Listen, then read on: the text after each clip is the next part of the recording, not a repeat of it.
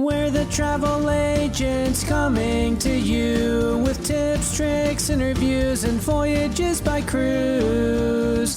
The travel agents bringing you the latest travel news. Hey, welcome to the Travel Agents Podcast. I'm your host, Will. And I'm your co-host, Brian. And today we are talking about Pigeon Forge. And we're also joined by a dear friend of mine, Tyler. Hey, How guys. you doing, Tyler? Not too bad. How are you guys? Yeah, doing well. Thanks Good. so much for joining us on Absolutely. this. To give a little introduction, Tyler and I and a few other friends, we went to Pigeon Forge, Tennessee during Labor Day this year. And we got to experience a lot that the city had to offer. And more specifically, the Great Smoky Mountains. We spent a lot of time in the area. Brian was not with us, but he's going to be here to... Yeah, and actually, I'm so eager to hear these two gentlemen are going to share about the Smoky Mountains in Tennessee, because this has always been an intriguing destination for a lot of our clients at the travel agency. Yeah. I recognize that specifically now during COVID, many Americans are looking for destinations that are primarily outdoor based, which is why going to a big city that's heavily, it's museum heavy and things of that nature just really aren't going to be conducive during COVID. And so our travel agency has gotten more requests for Tennessee than I ever thought possible. So I will leave the floor open to you two, and I'm eager to learn. Yeah, absolutely. The Smoky Mountains is the most popular national park in the United States. It's more popular than Yosemite. It's more popular than Yellowstone, and it's more popular than Grand Canyon. I think it's because it's so close. It's on the East Coast, and it's so close to Philadelphia, New York, Yeah, makes sense. DC, all that good stuff. So it is really popular, and it is one of the only places on the East Coast that you can actually see mountains, at least in the South. You know, you can get mountains in the North, but in the South, it's really the only place that's widely available. But we wanted to kick off the episode by talking about our defining words. So let's just go and roll into the segment. Here's 3 words to help you. Here's our defining words. Tyler and I, we had some struggles coming up with 3 defining words for this trip in specifically because the words that we came up with were so overlapping. And one that came to mind was nature. And I mean, Tyler, would you agree that there's just so many nature activities? Oh, yeah. I mean, yeah, there were like so many trails. There was, I mean, you could anywhere you, outside of like the Pigeon Forge Central, I mean, you could pretty much go anywhere you want to take some awesome pictures or just like chill out in nature. Yeah, so many opportunities to do kayaking, tubing, whitewater rafting. And yeah, just like you said, there's so many different hikes from beginner level to moderate level to, I would say, seasoned veteran level hiker. And if you are into hiking, there, like I said, there's just so many great ones. Oh, absolutely. We're going to get more into it, but one of the trails that we did was a trail for Alum Cave to Mount Leconte. Mount Leconte is one of the bigger points in Pigeon Forge area, and a few of us went to the very top of it, and it was a very beautiful sight. I didn't. And we're going to talk about that. We're going to talk about that trail. We're going to talk about our experience doing the hikes in the Smokies and all of its difficulties. But I think the other thing we're talking about was just like family friendly kind of feel. Yeah. Like, yeah, that was our other word for sure. It was family, how family friendly the Pigeon Forge area. Pigeon Forge is right next to Gatlinburg and Sayreville. They all kind of almost create like a triangle of 5 miles away from one another. And it's just this really cool little area that families can experience, something that really does rival like a Myrtle Beach experience. Exactly. Yeah. I grew up going to Myrtle Beach a lot, and it felt like there's a main drag down Pigeon Forge. It felt very similar to that. I mean, there were a couple of mini golfs. There were, like little stores, like knickknacks kind of stuff. Yeah. You had like the Ripley's Museum, Yeah. believe it or not, type stuff. Big crab on a restaurant kind of feel. Yeah. Magic Quest, which is one of your which childhood we didn't get to do, favorites. which I'm a little upset about, but it's fine. It's fine. And while we're on the topic of location, Pigeon Forge, it's about 3 hours east of Nashville and 1 hour east of Knoxville. Okay. Yeah. We did drive through Knoxville, or at least my car did. We went through Knoxville, and it was definitely a different experience to what you guys had. There are 2 main highways that go through the area. I believe it's Route 81 and Route 71, all the way to Route 75. And if you're coming from the north like we did in Ohio, if you're coming from Pennsylvania, I recommend trying to stay on Route 81 if you can. It's a little less busy, a lot less major cities to go through. Yeah, coming home, I think we beat you guys back by about 2 hours, maybe. I think you beat us by 3 hours. Wow. Yeah, it was quite the difference. Yeah. Yeah. So if you can, make sure you're not doing a route that takes you through major cities. It adds up. It really does. Unless you're trying to stop somewhere on the way back. But, yeah, exactly. Yeah. Now, when you guys say family friendly, my first thought, I think to my brother and my sister who both have, 1 and 2 year olds at home. And when I think of trails and mountains, I think of cliffs and danger. Yeah, the hikes to the high viewpoints on the top of the mountains they're not family friendly. Got it. I think we maybe saw a dozen kids throughout this 8-hour long hike. So the first place we went to, what was that one called? With the concrete. Tyler, great point. That was Klingsman's Dome. Klingsman's Dome, yeah. It's on the border of Tennessee and North Carolina. It's actually in North Carolina, but it's only, I would say, 45 to 60 minutes away from Pigeon Forge. Yeah, it was just past this. It was the same route as the Alum Cave trail, so it made sense to just go a little past that and then come back. Exactly, yeah. And Klingsman's Dome, that's a perfect example of a place that's pretty family friendly. Absolutely. It's a high incline, but it's only a mile long, and it's not undoable. And you do get this really beautiful view of North Carolina and Tennessee. Mm-hmm. It's really cool. So if you're looking for something that's a little bit more family friendly, you want to see a really cool site, you don't have to spend 8 hours to do it. Yeah. And it's a great place to see like the smoke of the Smoky Mountains. Like the very top. Like, so Smoky Mountains isn't just a name. There was a reason. Yeah, there's a reason. Mm-hmm. Yeah. Especially earlier in the morning. Yeah. But yeah. Okay. So yeah, there's so many different kind of hikes like that, from beginner level to expert level, kind of like how we said. But to the family oriented point, there's so many dinner show activities you can do things, and we're gonna talk about this in depth. But there's the Dolly Parton show, there's the Hatfield and McCoys, there's the Pirates Voyage show. I think there were a bunch of shops. Like there's like an old mill area is like one main area. There's a really good restaurant there that we actually went to. The old mill restaurant. Yeah, which is super good. And a bunch of little shops, just like fun little, I don't know, just walk around outdoor shopping kind of stuff. There are a bunch of alpine coasters, which we didn't do, they look wild, but basically you're just sitting in some little cart. I think some of them may have been on like burlap sacks, some of them on little carts, and like you're just going down a track in a mountain. They look insane, but that would be individually, one at a time. Yeah, there may have been some that are like doubled up, but I think it was mostly individual. Yeah. And there were definitely some bigger ones and some smaller ones. I think would be better for like different age children. Yeah, definitely.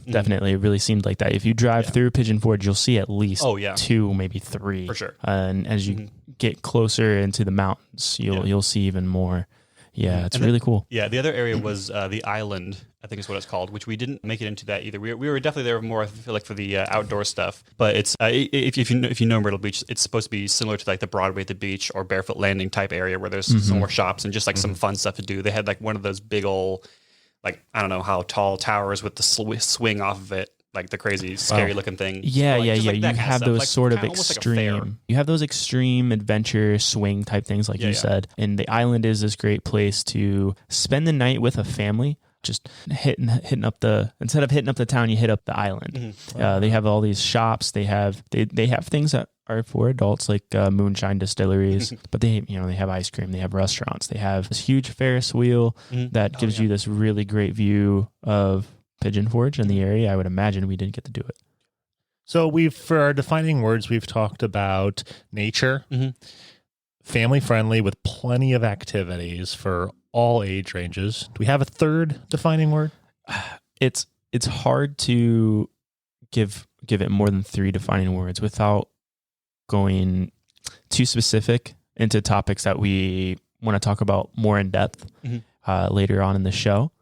But really, the area can be defined by being very nature heavy and being a place that is really family oriented. If you like Myrtle Beach, but you're tired of the ocean and tired of the beach life and you want something different, Pigeon Forge, Gatlinburg, Sayreville, that little area is perfect alternative to Myrtle Beach. Yeah, or if you want that same kind of feel, but you're more into hiking and outdoors stuff, kind of like that. Absolutely. So that kind of concludes like the defining words. So I mean, with that, we can get into our highs and our lows of the trip. I can't wait. Sometimes things are good, sometimes they're bad too. It's highs, lows coming to you. All right, so Tyler, I don't know about you, but one of the highs for me was actually the hike that we did. And I loved it. I'm just not in shape. hey, honestly, okay, so Appreciate the honesty. Oh yeah. yeah, on it I was extremely tired by the end of it. To recap, this was in the Smokies. Mm-hmm. It is a very intense trail. If you're familiar with all trails, it's listed as moderate. If you're not familiar with all trails, it's listed as moderate, but that's probably more for seasoned vets of hiking. It's more so on the extreme side. We're talking an 8-hour hike from top to bottom, all the way back, round trip, 8 hours, 15-mile hike. But the really cool thing about it is if you don't want to do all of it, there is a really cool halfway point about 2.3 miles into the trail called Alum Cave, which is the trail, the namesake of the trail. And here at this cave, it's, I don't even think it's actually a cave. It's more I would just not call it a cave. It's more like a large overhang kind of a feel. It has like a cave feel, cave experience to it, but you're not going into this. It's like you're going deep into cavern. something. You're just kind of like you're kind of under something more than you're in something, but it's still beautiful.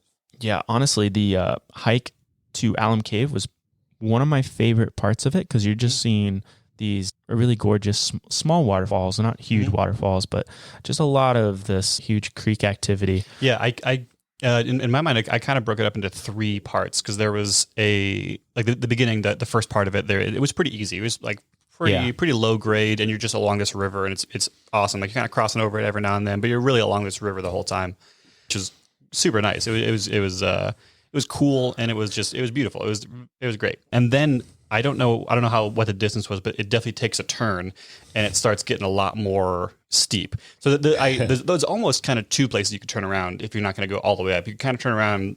I think I remember there being some very steep steps like through this rock, which was also super cool. But I think that was kind of like okay, now we're like on a hike, not just on a walk through the woods. Yeah. The beginning of it, I would agree. You're protected by the canopy of the forest, and it is a little bit more relaxed. But then once you make that turn, then you're going, and then you get a break in the trees, and you see the view, and it's worth it. It is, yeah. So after we got to Alum Cave, half the group decided to turn back, and the other half decided to continue. Tyler, you were part of the group to turn back. You darn right.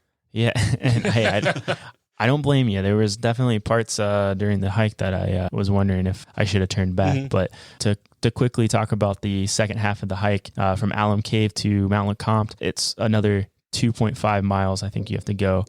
And so when you do the 2.5, at the end of it, you're met with this camp on the top of the mountain.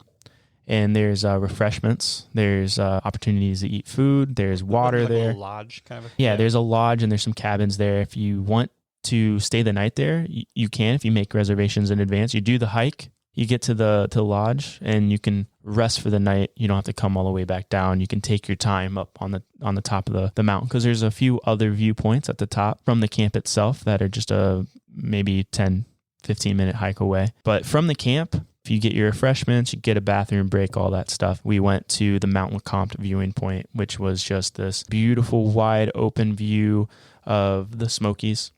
Pretty similar to the viewpoint that you could see in Klingsman. You can actually see Klingsman's dome from this viewpoint, but it is really cool. There was a portion of it that kind of felt like you were walking through a fairy tale, like this like really young moss kind of stuff. So that was pretty cool. This sounds great. Remind me of the trail name that we're on at this point. This entire time we're on Alum Cave Trail. Alum. How do you spell alum? ALUM. Nice. And you're going all the way to Mount Leconte. Okay. And that was cool. And if you don't want to do that specific trail, but you want to go to Mount Leconte, there are other options. There is one option actually that you might see this donkey caravan that are bringing supplies to the camp that's up top on Mount Leconte. So there are other opportunities. I've heard that the other trails are longer. They might not be as intense, but they're longer. So you're going to spend probably some more time. All in all said and done, the trail was about 14 miles round trip. But I do recommend at least going to Alum Cave. How long do you think it took you to do the full trail? Just to like the like, viewpoint, that last yeah, viewpoint? to that peak and then back. Yeah. It took about, I think it took 5 hours. Okay. And I think it took us about 2 hours to get down, I think. That sounds about right. It was definitely faster for us coming back. It was about half the time coming down. Yeah. But that was definitely one of my highs. Mm-hmm. Do you have a high that comes to mind? I mean, I loved, even though I was struggling there a couple of times, I did love that trail. I loved walking, like that first bit through the woods where you're just kind of walking around that river. I love like creaking kind of stuff. So that was really fun for me.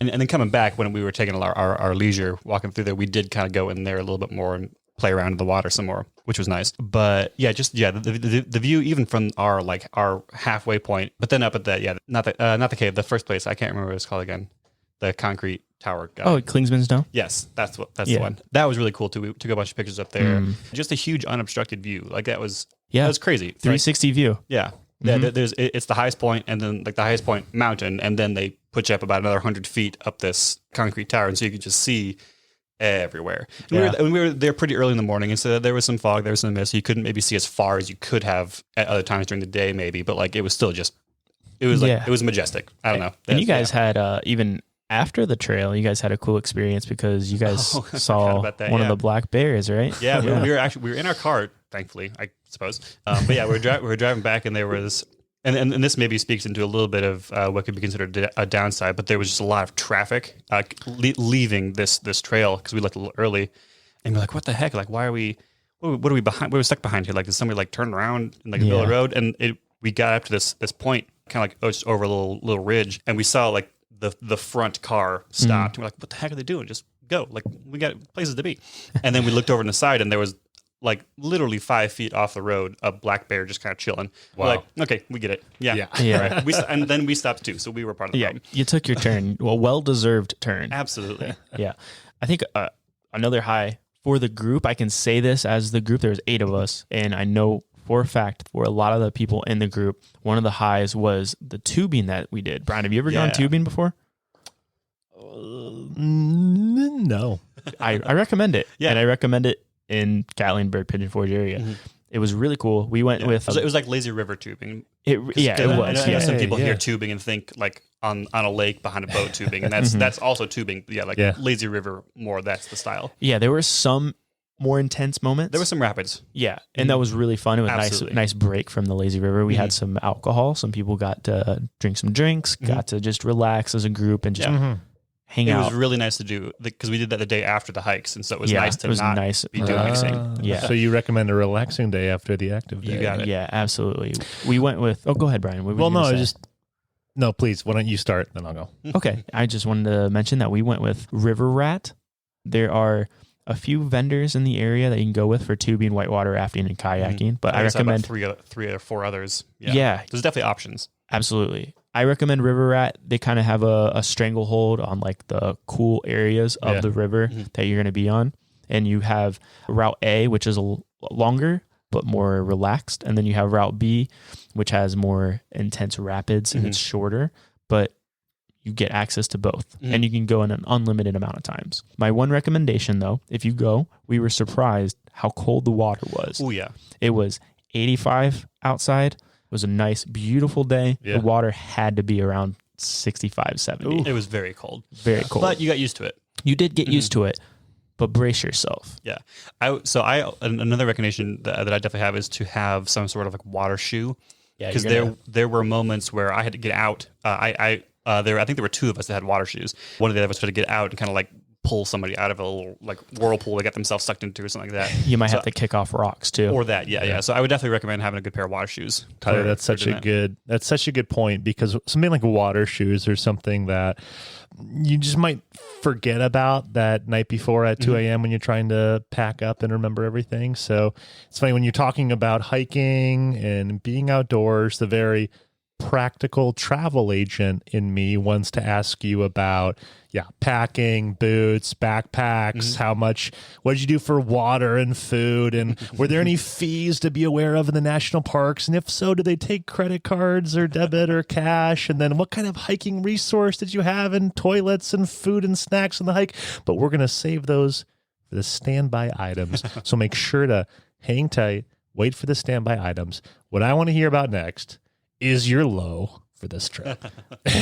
Tyler, do you want to talk about the low? Yeah, sure. Like I kind of alluded to earlier, I would say definitely the traffic, specifically in Pigeon Forge, although we definitely hit it a little outside for the hike as well. And with that, just like the amount of people that were there. And we were there over, what was it? Was it Labor Day? Yeah, Labor Day weekend. Yeah. So that was possibly a mistake, maybe. I don't know. Possibly. But obviously we still got to do some great stuff. But yeah, there were definitely a lot of people. We had talked to a store clerk at this little convenience store that we stopped at.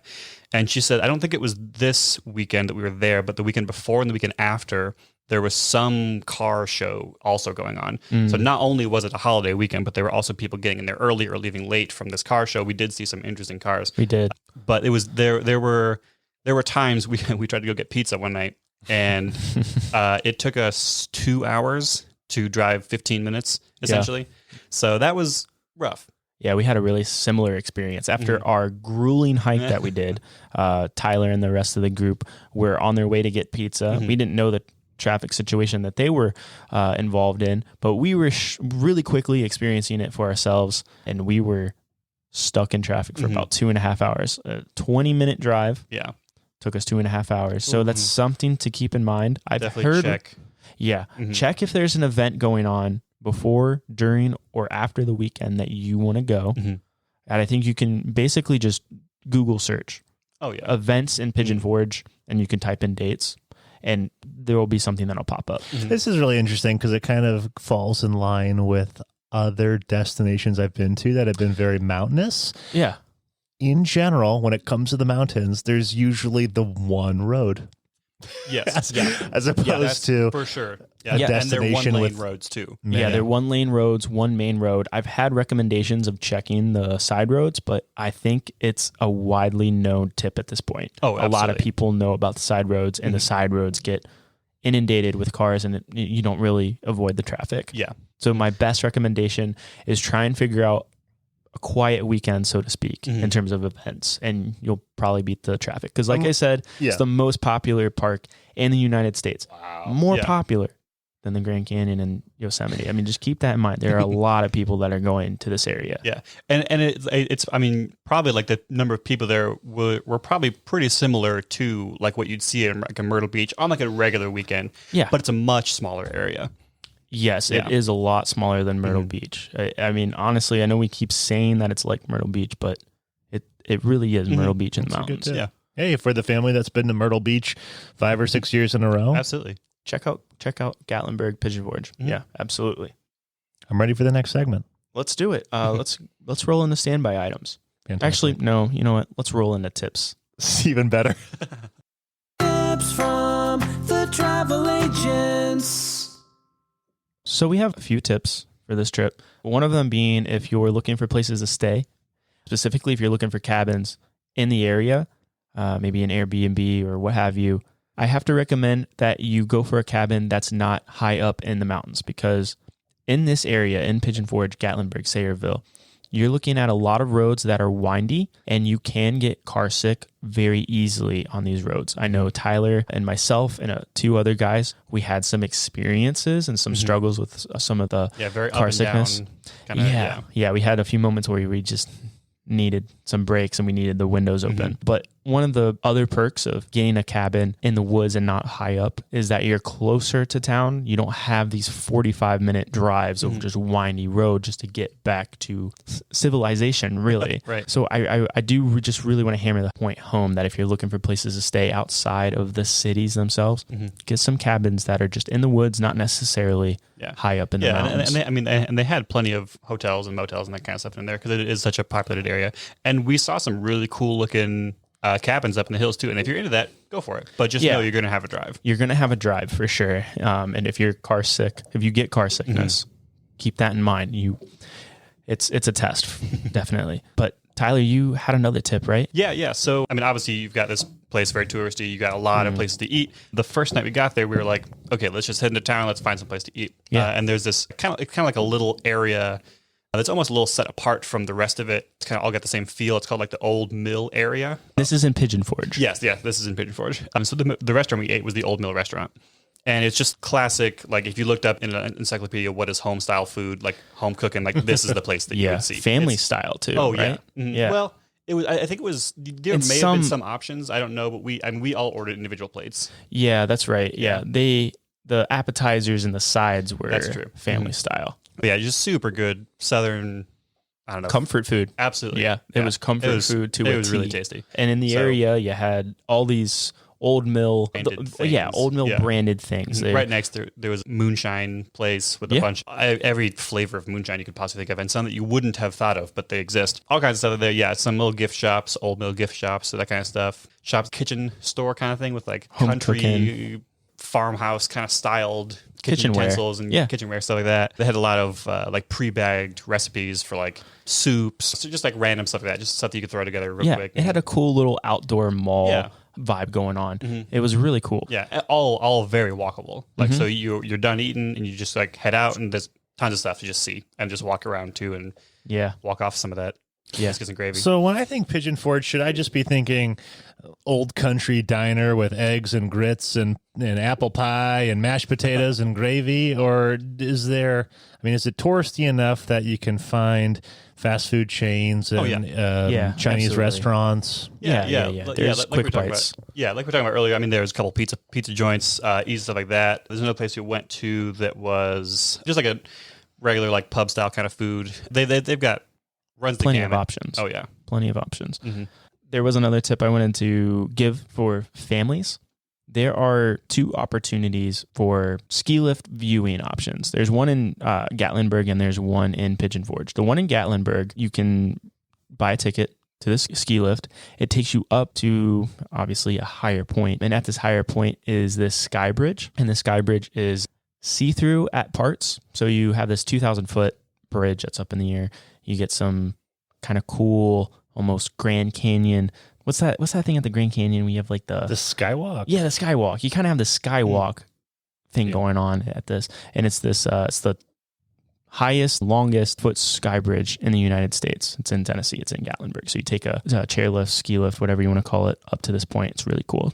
Just a few bucks. Yeah. All right, that makes me feel better because earlier when you told everyone not to get an Airbnb or a cabin up in the mountains because of the 45-minute drive, I felt the hearts sinking of our listeners thinking, oh no, we were hoping to be able to capture those amazing mountaintop views. Yeah. But I appreciate this because this gives me hope that nope, you can definitely get those mountaintop views while staying closer to town, closer to civilization, and a much closer drive to keep the kids and the spouse happy for trying to go get food and gas. Yeah, absolutely. You got that in Gatlinburg. That's one option. Another option in Pigeon Forge is called Anakeesta, and it's definitely geared towards family. Again, you pay a fee and you take a chairlift to this area, a very designated area with some outdoor restaurants that overlook a valley. You got another mountain view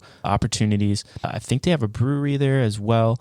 They have obstacle courses for the kids that are up in the trees. That seems really cool. And there's also an alpine coaster that you can pay an additional fee to get access to. And if I remember correctly, I think you might get unlimited access to it. Once you pay the fee, you can just keep going. So that's a really cool option. It's called Anakeesta. It's a really cool option for families. You know, we've shared so many great activities for families, and hiking trails and whatnot. But I have heard about these gorgeous overlook restaurants with the floor to ceiling glass where you look out, get a great view. And I guess my question is, can this be a romantic destination? Can a couple go here and enjoy, or is it really just that? Is it too family focused? No, I think you could. You think so? Yeah, you might have. Well, and so for this trip specifically, and I have not been to Gatlinburg. We didn't go to Gatlinburg on this trip. True. But I do have friends that took their honeymoon to Gatlinburg. But I think what you could do, I mean, the cabin that we stayed in was a 10 to 15 minute drive from like the city center. So you could stay there and go around the city and not even see it.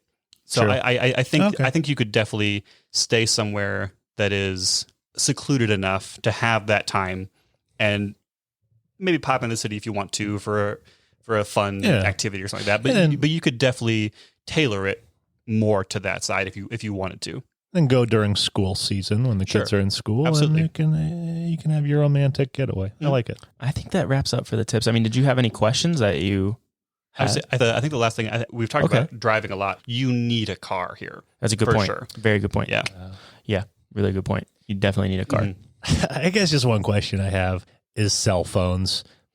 From a guy who does not have Verizon. Did any of you not have Verizon as well? Because when I think of mountains and when I think of being out in the wilderness, the cell reception is an issue. Yeah, I don't think anyone in our group has Verizon. I don't think so. It was an issue at times, especially when we got low into areas on like the beginnings of the trail or something like that. Down in the mountains, you're nothing. There were...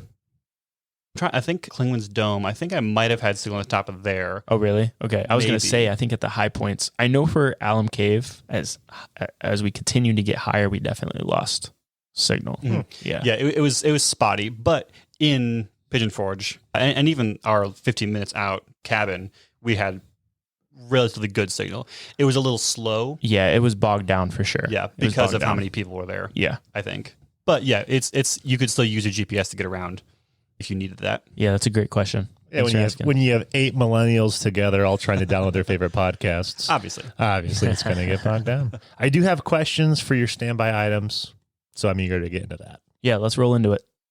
It's safety and other info with standby items. Here we go. I'm curious of how packing works.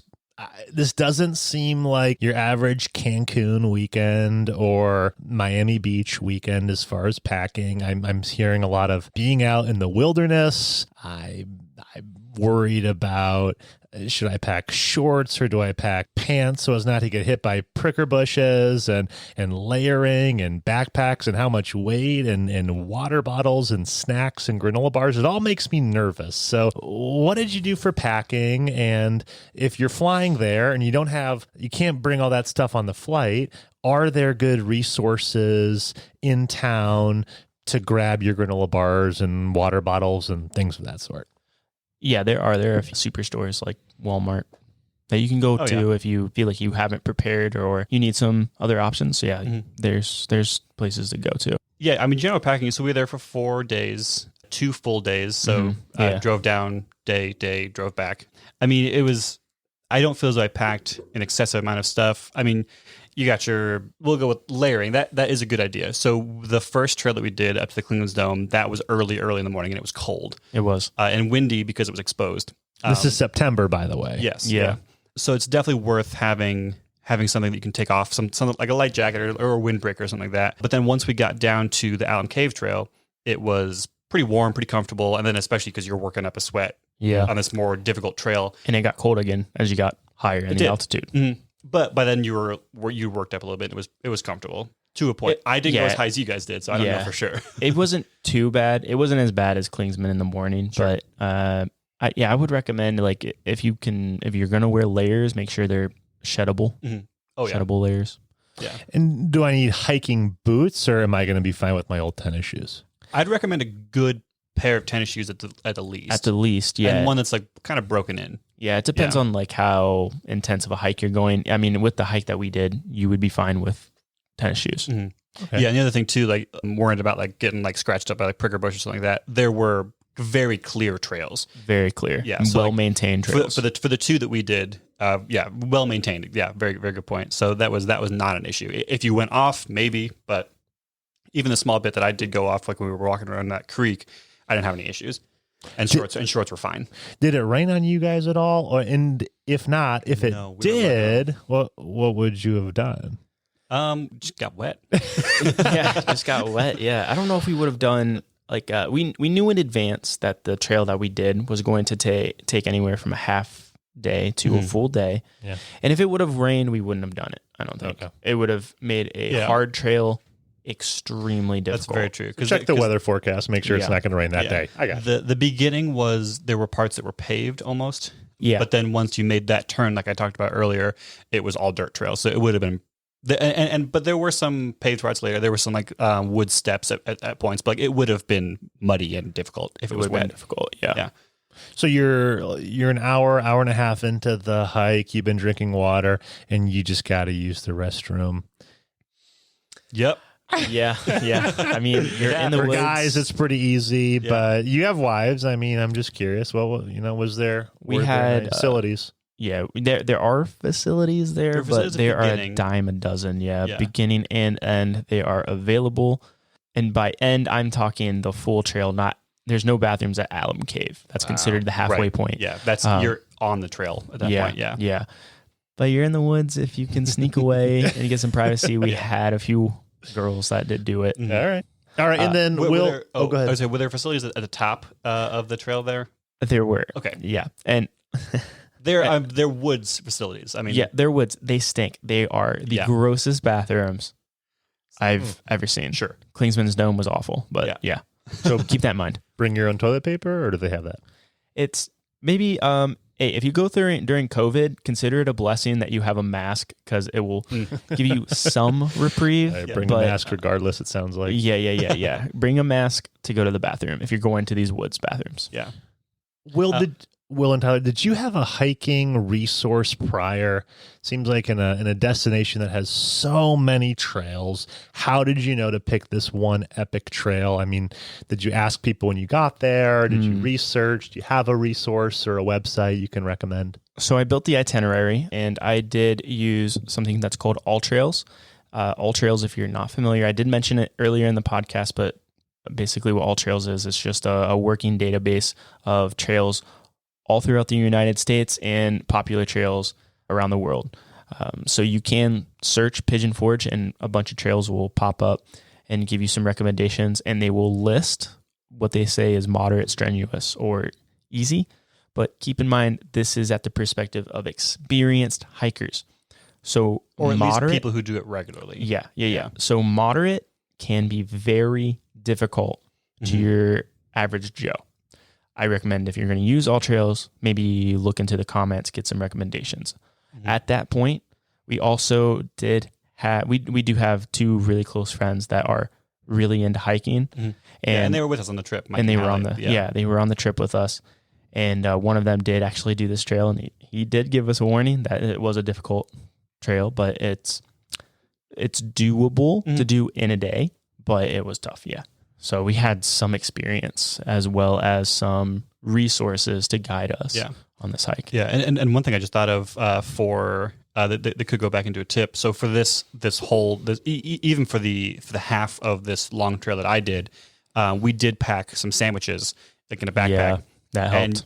And I would have died if not for that. I mean, that extra calories goes a long way. Yeah. So that's super important. We had made some like.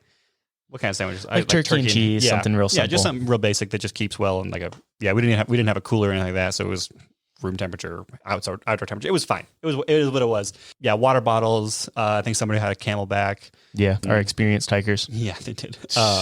But yeah, you're definitely going to want to bring some water. You're definitely going to want to bring some snacks. You absolutely need to bring water in hikes. Yeah, especially here in Tennessee. It is hot. Yeah, most of the year it is hot. So this definitely sounds like you're hiking during the day. No one brought flashlights. The sun didn't go down on you during the That's a good point. We did have flashlights. I made it a point, hey, just in case we're on our way down, we might need flashlights. Let's bring them. So we had them, but we didn't need them. I always find that whenever you can mitigate the possibility of additional fees on any trip, my clients are always the most happy with me. So my first thought is, were there any fees in regards to parking, going on trails? Are these national parks? Are these private? Anything of that sort? So you are in the Great Smokies National Park. So it is a national park. We didn't pay any fees for parking, but the more popular trails are very popular. And there were several cars that got stuck or flipped over because we had to park on these windy roads, on the side of these windy roads.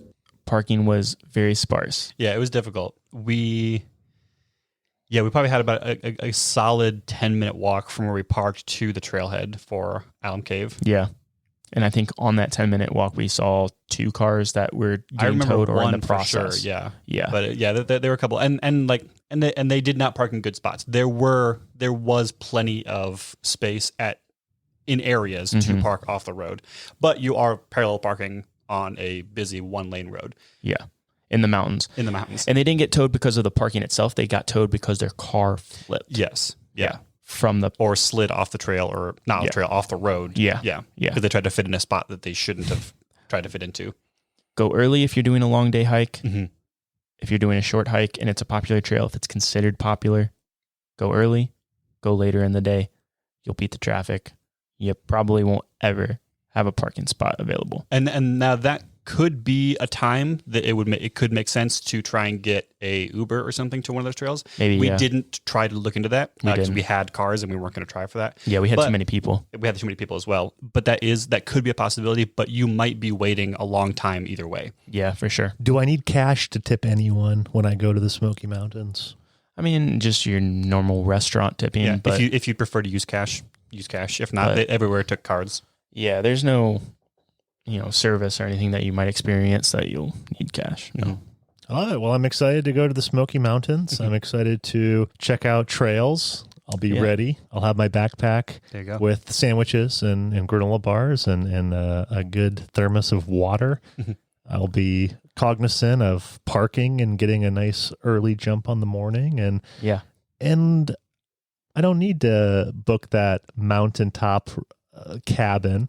I can stay low and close to town, and then I can take the ski lifts up to get those gorgeous views to impress all my Facebook friends. Yeah, options. That would have been a good third word at the beginning. Options. Yeah, that's a good point, Tyler. That's a really good point. Options. There are a few things that we haven't talked about, and that has to do with Dolly Parton. If you don't know, Dolly Parton's from the area. And she does have Dollywood, which is a really popular amusement park. If you're into amusement parks and thrill rides, Dolly Parton. Or Dolly Parton. Yeah, that's a good point. Dollywood is something to check out. Some people might have clicked on this podcast just for Dolly Parton. So you better get our Dolly Parton in. So we did go during COVID. So Dollywood was closed down. We could not go even if we had time. But I do hope to experience one day because it is a really popular place. And it's an attraction. I can safely say without even going, I probably would recommend it just from what I've read. But there is another thing to Pigeon Forge, Gatlinburg area, and that's their dinner shows. And like Myrtle Beach, there's plenty of them. The one that we went to was Dolly Parton Stampede, and that was not our original choice. Our original choice was the Hatfield and McCoy's, but it only seats 6 at a time. So if you have more people than 6, you might struggle to sit together for the Hatfield and McCoy's. So we opted to do Dolly Parton Stampede, where there's a lot more seating opportunities. However, it's very family oriented. So if you are in your 20s, like our group was, with no kids, late 20s. Yeah, there's some cool events with animals. So if you're into animals, you might enjoy it. But it is really kid friendly. That's something and I would venture, because in Myrtle Beach I saw the Pirates one, which is it's the same show that is in Pigeon Forge. I believe it's the same show. And I would agree that that one is still very tailored towards children, but they're different shows. Yeah, absolutely. Might be something different for different people who like different stuff. The Pirates one I remember being very acrobatic, like a circus, like there were people shooting out of cannons, and it was very exciting. Dolly Parton was a lot more, like animal tricks, also very exciting, but a little more like where Pirates felt chaotic and there was so much going on, it was hard to kind of see what was happening. Dolly Parton was very like you were focusing on the one person doing their awesome thing.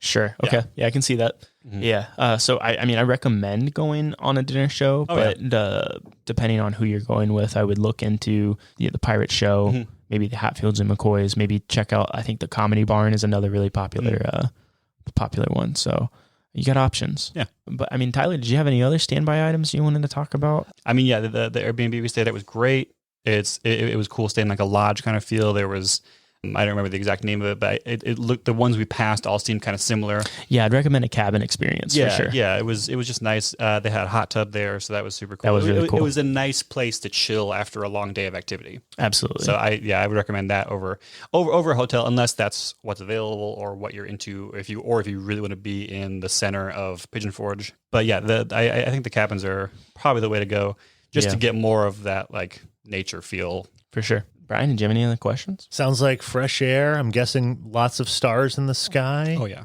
Yeah. Smoke coming off mountains and Early morning. just gorgeous trails that kept you energized, you challenged, and a lot of Absolutely. fun. I can't wait to go. It's interview with the local. We're here with Leon, who is the tourism director for the city of Pigeon Forge.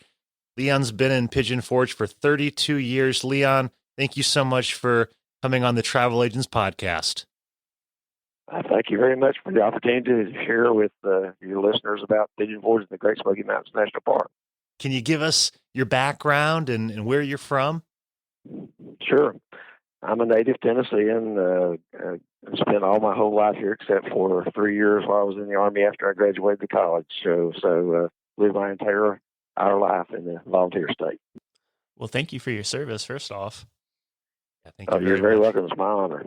But we know our listeners are eager to hear from a local all about the Smoky Mountains. Can you give us your take on the Smokies? Sure. The Great Smoky Mountains National Park is America's most visited national park. In 2019, they had 12 million visitors. The park is one of 14 national parks that has no admission fee, which is one of the reasons why it's such a popular destination for a lot of people to visit. And it's within a day's drive of 2/3 of the U.S. population east of the Mississippi River. So that makes it also very appealing to a lot of people. And it's one of the factors why we've been having a lot of traffic even during the pandemic. Very nice. Now, when you're going to host friends or family who come to visit you out in the Smokies, what's your itinerary? Where are you going to take them? Well, I love taking family and friends to the national park. I especially like taking first-time visitors into the national park because of its incredible scenic beauty. The park is huge. It's more than 520,000 acres. There's more than 800 miles of hiking trails in the park. As a matter of fact, there's 70 miles of the Appalachian Trail inside the national park. There's more than 2,900 miles of streams in the park. It's world-renowned for its diversity of plant and animal life, with over 1,500 kinds of flowering plants, over 100 species of native trees, and over 65 species of mammals, including almost 1,500 black bears, which everybody wants to see while they're visiting the park. So that's just sort of a brief overview there. Have you come in contact with any animals you'd like to share about? Oh, sure. No, if you're out hiking, and I've hiked for lots of years in the park, and so you're going to encounter bears. So if you're out there, so it's always good to be in numbers of people, not be out there on your own. So they're more afraid of you than you are of them. So the big thing is to make as much noise as possible, stand up as tall as possible, and more than likely, as long as you're not between a sow and her cubs, you're going to be okay. They're going to take off running. So Oh, that's good to know. I was just going to say, most people that come here want to see a black bear. They know that there are a lot of black bears here, and so that's one of the things that they really want to see. But of course, the bears are pretty much out in the morning and in the evening. They're not out in the heat of the day normally. So and of course, in the wintertime, they hibernate. So they're not out a lot stirring around right now either. So I wanted to ask you a little bit more about the hiking, and I was curious Sure. if you had any favorite trails or trails that you would recommend to a first-time visitor to the Smoky Mountains.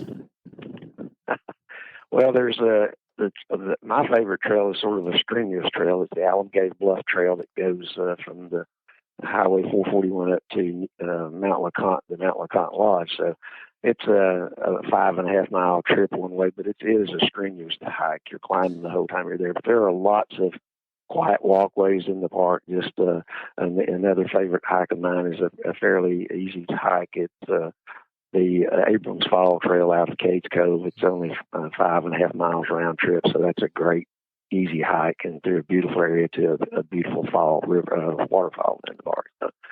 But I would encourage any of your listeners to stop at the visitor center it's called the Sugarlands Visitor Center, which is operated by the national park. If you're going into the national park to hike or visit, and it's an interpretive center, so I'd encourage any of those listeners to stop in there, because those folks can tell you everything you need to know about, hikes and waterfalls and picnics and facilities and things of that nature. And it's an interpretive center. They have all types of flora and fauna there that you would see in the park. It's a very entertaining and interesting way to learn about Great Smoky Mountains National Park.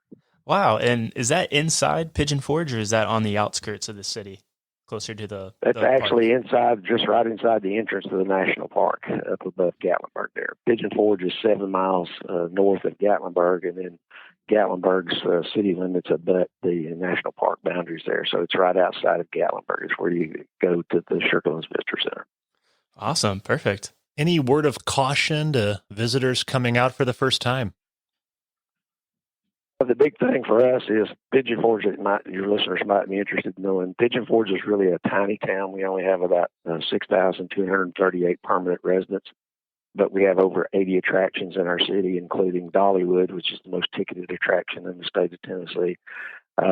We have over almost 15,000 lodging units in our city. Like I say, 90 restaurants. It's just, there's so much here to see and do. Pigeon Forge is primarily, its only industry is tourism. So we're all about tourism, and this destination changes. There's always something new, something different every season of the year here. So the big thing is just to go on our website. It's mypigeonforge.com, and learn as much as you can before you get here. And we, of course, we have destination specialists that would be glad to help answer any questions people might have. Hey, that's perfect. We'll have that listed in our itinerary or our travel guide. I was curious, what is one of your favorite things to do inside the city of Pigeon Forge? Wow, there's so many fun things to do here. I love being, for a lot of our attractions, I'm their guinea pig. When they have a new opening, they want the tourism director to experience it first. And so we have an attraction here called Outdoor Gravity Park, which I don't know if you've heard of Zorbing before. It originated in Rotorua, New Zealand, but we have their only facility here in the United States where you get into an 11-foot high ball, which has a 6-foot high plastic ball inside that, and they put 10 gallons of water in it, and they roll you down the hill. So I describe it as being inside a giant washing machine, rolling down the hill. It's just, you can't not do it and not laugh. It's just so much fun. There's just so many things like that we have here. Alpine coasters that go a mile or so back into the mountains. It's just, Wow. That's the thing about Pigeon Forge. There are just so many unique and different type of attractions here, to do as well. So, And do you personally carry bear spray? no, I don't. Like I said, I don't know. I don't hike though without being in, a group of people. That's the main thing I've learned. Is if you're in a group of people, they're intimidated when they see a big group of people, and if you're making a lot of noise and screaming and loud and things like that, they're pretty much not going to mess with you. Leon, could you tell us the best months to visit Pigeon Forge? Sure. Good question. Great question. Pigeon Forge is pretty much a year-round destination. The busiest season of the year for us is the summer months, June, July, and early August. And that's when we primarily have families here. The spring season is a time when we have a lot of seniors and couples here. And again, it's a great time to visit because of festivals like Dollywood has a food and flower festival. There's all kinds of flowers in bloom in the spring. So it's a great time to visit. We have a very temperate, very moderate climate here. Then October, the fall foliage season is huge here for us, a very busy time for us because people come here to see the beautiful fall foliage and the decorations, fall decorations. And then we also are very busy in the wintertime. This is the 31st year the three cities, Pigeon Forge, Gatlinburg, and Seville, have done a major winter lighting program called Smoky Mountain Winterfest, and we put up between the three cities over 15 million winter light displays. Dollywood puts up over 5 million winter light displays. So it's busy a lot of the time. The slowest 2 months of the year, there's January and February that we're in right now. So last year we had over 7.1 million visitors in our city. Oh, good for you. That's fantastic. Leon, thank you so much for joining us today. Could you give us the website of the tourism board one more time? Yes, it's mypigeonforge.com. Mypigeon, PIGEONFORGE.com. Mypigeonforge.com. It's been a pleasure speaking with you, Leon. Thank you so much for joining us here on the Travel Agents Podcast. Thank you so much for inviting me to speak to your listeners, and come see us. That's the end of our show. We're the travel agents, that's the end